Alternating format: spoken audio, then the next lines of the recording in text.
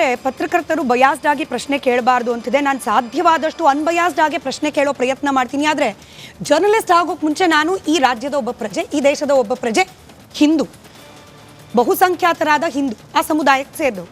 ನೇರವಾಗಿ ಪ್ರಶ್ನೆ ಕೇಳೋದಾದ್ರೆ, ನಮ್ಮ ಉಸ್ತುವಾರಿ ಸಚಿವರು ಪದೇ ಪದೇ ಉದ್ರೇಕಗೊಳಿಸಬಾರ್ದು. ಯಾರು ಉದ್ರೇಕಗೊಳಿಸ್ತಿದ್ದಾರೆ ಸ್ವಾಮಿ? ಕೈಯಲ್ಲಿ ಕಲ್ಲು ಹಿಡ್ಕೊಂಡು ಹೊಡಿತಿದ್ದಾರಲ್ಲ, ಅದ್ರ ಬಗ್ಗೆ ಮಾತನಾಡಲಿಕ್ಕೆ ಗಟ್ಸಿಲ್ವಾ? ಕೇಳಬಾರ್ದ ಪ್ರಶ್ನೆ ಈ ರಾಜ್ಯದ ನಾಗರಿಕರಾಗಿ ನಾವು ಖಂಡಿತ ಕೇಳಬೇಕು. ಆದರೆ ಇವ್ರು ಹೇಳೋದೇನೆ ಕೂಡ ಕಾಂಗ್ರೆಸ್ ಸರ್ಕಾರ ಬಂದಾಗಿಂದ ಏನು ಹೇಳ್ತಾ ಇದ್ದಾರೆ, ಮುಸಲ್ಮಾನರೇ ನನ್ನ ಗೆಲ್ಸಿರೋದು ಅಂತ ಎಲ್ಲ ಪಕ್ಷದಲ್ಲಿ ಏನು ಸತ್ಯ ಹೇಳಬೇಕು ಅಂತ ಇದೆ. ಆದರೆ ಇವ್ರು ಹೇಳೋದೇನೆ ಮುಸಲ್ಮಾನರೇ ನಮ್ಗೆ ಗೆಲ್ಸಿದ್ದು. ಈ ರೀತಿ ಅವ್ರ ಹೇಳಿಕೆನೇ ಮುಸಲ್ಮಾನರನ್ನ ನಾವೇ ಸುಪ್ರೀಂ ಅನ್ನೋ ಮನೋಭಾವದಿಂದ ಇವ್ರು ಮಾಡ್ತಾ ಇದ್ದಾರೆ. 20% ಇರೋಂಥ ಮುಸ್ಲಿಮ್ರು ಏನಿದೆ ಇವತ್ತು ಅವ್ರನ್ನ ನಿರ್ಣಯ ಅಂತ ಎಲ್ಲ ಕಡೆ ಲಾಸ್ಟ್ ಟೈಮ್ ತಾವು ನೋಡಿರಬೇಕು, ಸರ್ಕಾರ ಫಾರ್ಮ್ ಆಗೋಕ್ಕಿಂತ ಮೊದಲೇ ನಮ್ಗೆ CM ಕೊಡಬೇಕು, DCM ಕೊಡಬೇಕು, ನಾವು ಓಟ್ ಹಾಕಿಲ್ವಾ ಅನ್ನೋ ಧೋರಣೆಯಿಂದ ನಡೀತು. ಅದೇ ಸರಿ.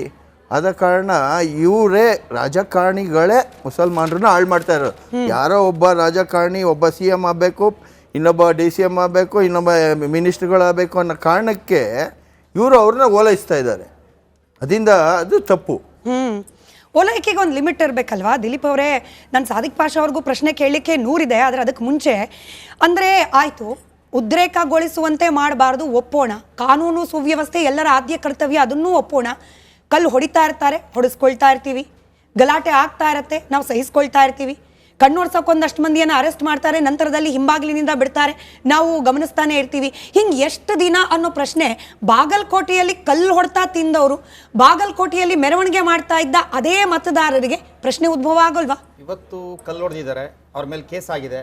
ಸ್ವಲ್ಪ ದಿವಸಗಳ ನಂತರ ಅವ್ರ ಮೇಲೆ ಇರ್ತಕ್ಕಂಥ ಕೇಸ್ಗಳು ವಾಪಸ್ ಹೋಗುತ್ತೆ. ಇದು ರಾಜ್ಯದಲ್ಲಿ ನಡ್ಕೊಂಡ್ ಬಂದಿರತಕ್ಕಂಥದ್ದು.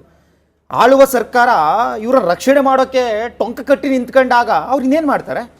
ಇವತ್ತು ನೋಡಿ, ಇದೇ ಹಳೆ ಹುಬ್ಬಳ್ಳಿ ಕೇಸನ್ನು ವಾಪಸ್ ತೆಗೆದುಕೊಳ್ತಾರೆ. ಚಿತ್ತಾಪುರ ಕೇಸು, ಸ್ವತಃ ಪ್ರಿಯಾಂಕ ಖರ್ಗೆ, ದೊಡ್ಡ ಅದ್ಭುತ ಜ್ಞಾನಿ ಅಂತ ಮಾತಾಡ್ತಕ್ಕಂಥ ಪ್ರಿಯಾಂಕ ಖರ್ಗೆ ಯಾರೋ ಗೋಕಳ್ಳರನ್ನ ಅರೆಸ್ಟ್ ಮಾಡಿರ್ತಾರೆ. 30 ಜನ ಕೇಸನ್ನು ವಾಪಸ್ ತೆಗೆದುಕೊಬೇಕು ಅಂತ ಹೇಳಿ ಮಂತ್ರಿಮಂಡಲಕ್ಕೆ ಹೋಗ್ತಾರೆ, ಕೇಸ್ ವಾಪಸ್ ತೆಗಿಸ್ತಾರೆ. ಇದೇ DJ ಹಳ್ಳಿ KJ ಹಳ್ಳಿ ಪತ್ರ ಬರೀತಾರೆ, ರೋಷನ್ ಬೇಗು ಮತ್ತೆ ತನ್ವೀರ್ ಸೇಠ್, ದಯಮಾಡಿ ಅಮಾಯಕರಿದ್ದಾರೆ ಅವರು, DJ ಹಳ್ಳಿ KJ ಹಳ್ಳಿ ಅವರು ಕೇಸ್ ವಾಪಸ್ ತೆಗೆದುಕೊಬೇಕು ಅಂತ ಹೇಳಿ. ಆಳುವ ಸರ್ಕಾರ ಇವತ್ತು ರಕ್ಷಣೆಗೆ ನಿಂತ್ಕೊಂಡಿದೆ. ಸಿದ್ದರಾಮಯ್ಯನವರು ಹೇಳ್ತಾರೆ, ಅರೆ ಅಲ್ಪಸಂಖ್ಯಾತರು ಮಾಡ್ತಕ್ಕಂಥ ಕೀಟಲೆಗಳನ್ನ ದಯಮಾಡಿ ನೀವು ತಡ್ಕೊಬೇಕು ಬಹುಸಂಖ್ಯಾತರು ಅಂತ ಹೇಳ್ತಾರೆ. ಈ ರೀತಿ ಆಳುವ ಸರ್ಕಾರ ಅವ್ರ ಪರವಾಗಿ ನಿಂತ್ಕೊಂಡೆ ಇನ್ನೇನ್ ಮಾಡ್ತಾರೆ? ನೀವು ನೋಡಿ, ಪಾಕಿಸ್ತಾನ್ ಜಿಂದಾಬಾದ್ ಅಂತ ಇರ್ತಕ್ಕಂಥ ಕೇಸ್ಗಳು ಇವ್ರ ಅಧಿಕಾರಕ್ಕೆ ಬಂದ ಮೇಲೆ 12 ಕೇಸ್ಗಳಾಗಿದಾವೆ ಮೇಡಮ್. 12 ಕೇಸ್ಗಳಲ್ಲಿ ಇದುವರೆಗೂ ಸಹ ಒಂದಕ್ಕೂ ಸಹ ಶಿಕ್ಷೆ ಆಗಿಲ್ಲ. 5 ಕೇಸ್ಗಳಿಗೆ ಚಾರ್ಜ್ ಬಿ ರಿಪೋರ್ಟ್ ಹಾಕಿದ್ದಾರೆ, 1 ಕೇಸ್ C ರಿಪೋರ್ಟ್ ಹಾಕಿದ್ದಾರೆ, ಇನ್ನೊಂದಕ್ಕೆ ಇನ್ನು ಫಾರೆನ್ಸಿಕ್ ಇಂದ ರಿಪೋರ್ಟ್ ಬಂದಿಲ್ವಂತೆ ಲ್ಯಾಬ್ ಇಂದ. ಸ್ವತಃ ಇವರ ಪಕ್ಷದ ಸಂಸದ ಪಾಕಿಸ್ತಾನದಲ್ಲಿ ನಿಂತ್ಕೊಂಡು ಪಾಕಿಸ್ತಾನ್ ಜಿಂದಾಬಾದ್ ಅಂತೇಳಿ ಅವ್ರ ಹಿಂಬಾಲಕರಿಂದ ಕೂಗಿಸ್ತಾನೆ, ಅವ್ರ ಪರವಾಗಿ ನಿಂತ್ಕೊಳ್ಳುತ್ತೆ.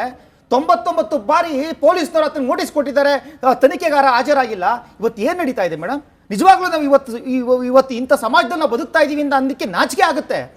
ಅರೆ, ಹಿಂದೂಗಳ ಭಾವನೆಗಳಿಗೆ ಧಕ್ಕೆ ಇಲ್ವಾ? ಹಿಂದೂಗಳು ಶಿವಾಜಿ ಮಹಾರಾಜರ ಒಂದು ಪ್ರೊಟೆಸ್ಟ್ ಹೋಗಂಗಿಲ್ವಾ? ಅಥವಾ ಗಣಪತಿ ಮೆರವಣಿಗೆ ಹೋಗಂಗಿಲ್ವಾ? KJ ಹಳ್ಳಿಲಿ ಏನಾಯ್ತು? ಸ್ವತಃ ಅಖಂಡ ಶ್ರೀನಿವಾಸ ಮೂರ್ತಿ ಇವರ ಪಕ್ಷದ ಶಾಸಕ, ಅವ್ರ ಮನೆಗೆ ಬೆಂಕಿ ಇಕ್ಕಿದ್ರು. ಇವರ ಶಾಸಕರನ್ನ ರಕ್ಷಣೆ ಮಾಡ್ಕೊಳ್ಳಿಕ್ಕಾಗ್ಲಿಲ್ಲ.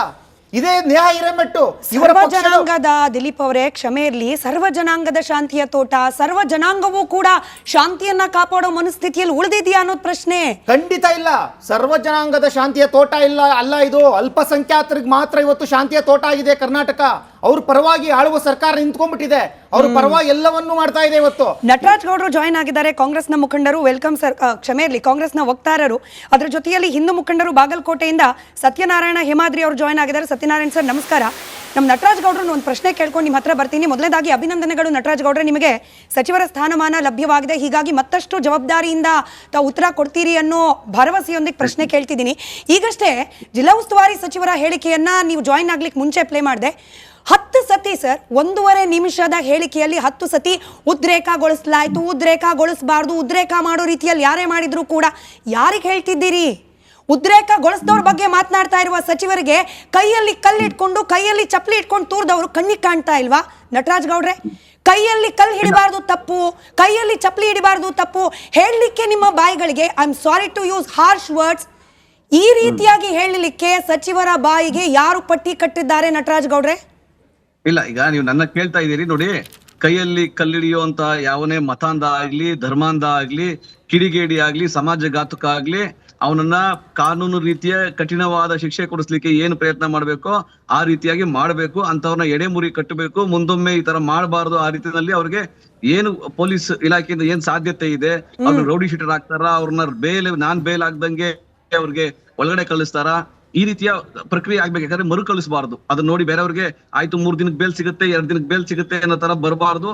ಕಾನೂನಿನ ಭಯ, ಅಟ್ಲೀಸ್ಟ್ ಕಾನೂನಿನ ಭಯ, ಸೌಹಾರ್ದತೆ ಇರಬೇಕು, ಭ್ರಾತೃತ್ವ ಇರಬೇಕು.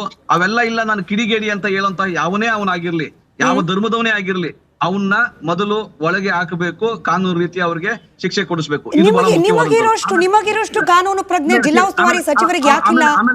ಜಿಲ್ಲಾ ಉಸ್ತುವಾರಿ ಸಚಿವರಿಗೆ ಯಾಕಿಲ್ಲ? ಕಣ್ ಕಾಣ್ತಾ ಇಲ್ವಾ ಅವ್ರಿಗೆ? ನಟರಾಜ್ ಗೌಡ್ರೆ, ಇನ್ನೊಂದು ಹೇಳಿಕೆ, ಎಸ್ ಪಿ ಅವರ ಹೇಳಿಕೆಯನ್ನ ಕೇಳಿಸ್ಕೊಂಬಿಡಿ, ನೀವೇ ಉತ್ತರ ಕೊಡ್ಬೇಕು ಇದಕ್ಕೆ.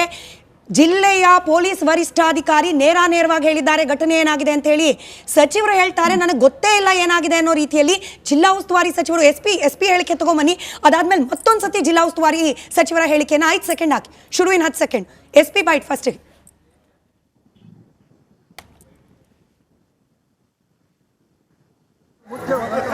ನಾವು ವಿಡಿಯೋ ಆಧಾರ ಮೇಲೆ ಐಡೆಂಟಿಫೈ ಮಾಡಿದ್ದೀವಿ ಒಬ್ಬ ವ್ಯಕ್ತಿ, ಒಂದು ಹೆಸರು ತನ್ಜೀರ್. ಈಗಾಗಲೇ ನಾವು ಅವರಿಗೆ ಅರೆಸ್ಟ್ ಮಾಡಿದ್ದೀವಿ. ಅಲ್ಲಿ ಮಸ್ಜಿದ್ ಒಳಗೆ ಒಂದು ಶೂ ರ್ಯಾಕ್ ಇತ್ತು. ಶೂ ರ್ಯಾಕ್ ಕೆಳಗೆ ಅವ್ರು ಸಪೋರ್ಟ್ಗೋಸ್ಕರ 2 ಕಲ್ಲು ಇಟ್ಟಿದ್ರು ಕೆಳಗೆ. ಆ ಅವ್ರು ಮುಂಚೆ ಆ ಕಲ್ಲು ತಗೊಂಡು ಅವರು ಹೊರಗಡೆ ಎಸಿದಾನೆ. ಆ 2 ಕಲ್ಲೇ ಬಿತ್ತು, ಬೇರೆ ಯಾವುದು ಕಲ್ಲಿರಲಿಲ್ಲ. ಅಪೋಸಿಟ್ ಈ ಗ್ರೂಪ್ ಕಡೆಯಿಂದ ಕೂಡ ಯಾವುದು ಸ್ಟೋನ್ ಪೆಲ್ಟಿಂಗ್ ಆ ಥರ ಯಾವುದೂ ಇರಲಿಲ್ಲ. ನಾವು ವಿಡಿಯೋ ಆಧಾರ ಮೇಲೆ ಐಡೆಂಟಿಫೈ ಮಾಡಿದ್ದೀವಿ ಒಬ್ಬ ವ್ಯಕ್ತಿ, ಒಂದು ಹೆಸರು ತನ್ಜೀರ್. ಈಗಾಗಲೇ ನಾವು ಅವರಿಗೆ ಅರೆಸ್ಟ್ ಮಾಡಿದ್ದೀವಿ. ಅಲ್ಲಿ ಮಸ್ಜಿದ್ ಒಳಗೆ ಒಂದು ಶೂ ರ್ಯಾಕ್ ಇತ್ತು. ಶೂ ರ್ಯಾಕ್ ಕೆಳಗೆ ಅವ್ರು ಸಪೋರ್ಟ್ಗೋಸ್ಕರ 2 ಕಲ್ಲು ಇಟ್ಟಿದ್ರು ಕೆಳಗೆ. ಆ ಅವ್ರು ಮುಂಚೆ ಆ ಕಲ್ಲು ತಗೊಂಡು ಅವರು ಕಾರ್ಯಕ್ರಮ ಅಡ್ಡಿಪಡಿಸ್ತಕ್ಕಂಥದ್ದಾಗಲಿ ಮತ್ತೊಂದಾಗಲಿ ಏನಾರ ನಡೆದಿದ್ರೆ ಅದು ಖಂಡನೀಯ. ಅದು ಆಗಬಾರ್ದು. ಯಾವುದೇ ಜಾತಿ ಧರ್ಮ ಅವರ ಆಚರಣೆಯಲ್ಲಿ ಕಾರ್ಯಕ್ರಮ ಅಡ್ಡಿಪಡಿಸುವಂತ ಪ್ರಯತ್ನಗಳೇನಾದ್ರೂ ಆಗಿದ್ರೆ ಏನ್ ನಟರಾಜ್ ಗೌಡ್ರೆ?